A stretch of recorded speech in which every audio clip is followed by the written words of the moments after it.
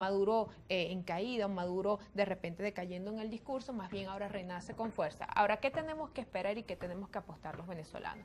A que no sea nada más entonces una purga y una estrategia política de levantar la moral del chavismo, sino que también sea una política que se profundice y que lleguen hasta las últimas consecuencias y que se castigue no nada más la corrupción que se ha disfrazado de color rojo, sino también la corrupción que tiene color azul, porque yo creo que esto tiene que ser, mira, la guerra contra la corrupción es un punto de convergencia de todos los venezolanos, tiene que serlo.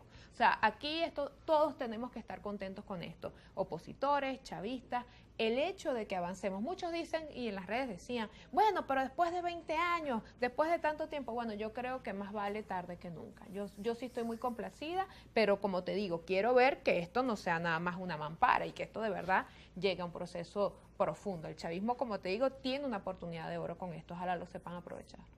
Fíjate, Joel, conversando allí con unos amigos sobre estos temas, unos investigadores, gente de la encuesta, me señalan lo siguiente. Hay un 30% del país que le interesa la política y un pedazo de eso en la primaria y otro en el consenso y otro en el gobierno. Pues. Pero el 70% está peleando por vivir, la plata, cómo resuelvo. Ahora, ese 70%, la gran mayoría de los que están allí, en ese centro, porque es un centro, es el chavismo.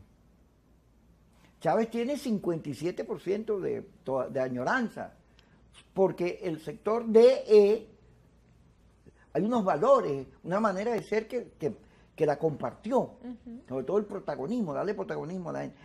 Y entonces este 70% está lleno de chavismo. Sí, el tema de la inclusión, que manejó muy bien en su momento el presidente Chávez, que aún fallecido aparece en la encuesta con 53%. Es una cosa, bueno, pasó con Perón, son fenómenos sociopolíticos que ocurren muy, muy rara vez. Realmente hay una desconexión absoluta, la gente está sobreviviendo en su mayoría. Y ese 15%, por eso yo hablo que volvimos al nivel del empate catastrófico. Ni el gobierno puede aplastar a la oposición, ni la oposición puede aplastar al gobierno. Están casi. Ese 30% está dividido más o menos entre partes iguales. En partes iguales. Entonces, ese 70 es el que define. Y el descontento de los sectores del chavismo, de las bases del chavismo, vemos cómo reclaman justamente eso. Cómo es que todos aquellos beneficios sociales ya no los tenemos. ¿Cómo es que...? Ajá, en ese esquema, ¿es una purga o es una jugada? Para mí es una jugada. Para mí es una jugada lamentablemente. Porque las purgas en los procesos revolucionarios, entre comillas, que sabemos se quedan solamente en la sustitución de las élites, y aquí ya ocurrió la sustitución de la élite económica, la sustitución de la élite militar y de la élite política. Pero en esa sustitución de la élite económica es donde está por retruque sucediendo la purga. En ninguna otra de las élites estamos viendo eso. ¿Por qué? Porque al final es la más débil y es la que más se expone. Todo lo demás es subterráneo.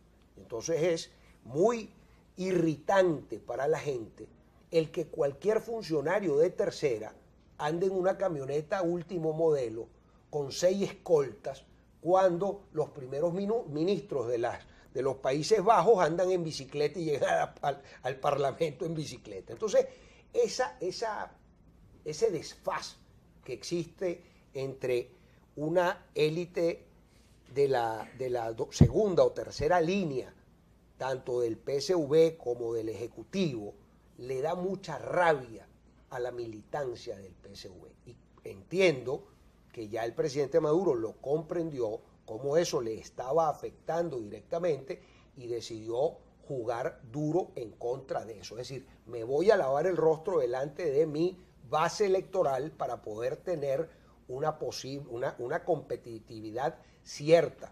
Y creo que eso, de acuerdo a cómo lo evalúen, pudiera incidir incluso en un adelanto de elecciones para evitar una caída mayor. Como creo también que, hablando del tema candidatural, lo que más le convendría al gobierno es la candidatura de la señora Machado, y es posible que también, para fracturar aún más la votación de la oposición, habiliten al señor Capriles. Son muchas las cosas que vamos a ver en estos días. Rapidito, Indy.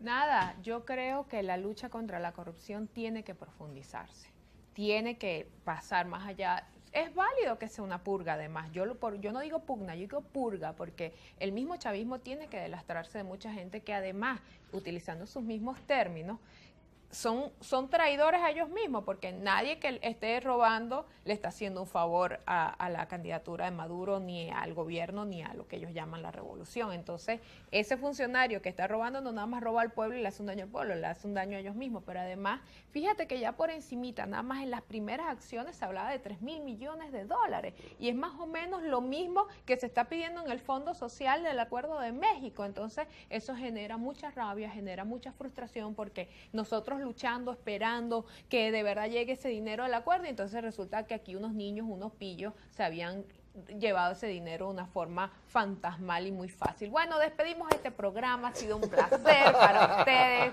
ver Kikosi con mi gran amigo Joel y mi gran amigo Kiko, que por cierto, ¿cómo te mandan saludos, vale? Tiene una audiencia rojita tú, ¿ah?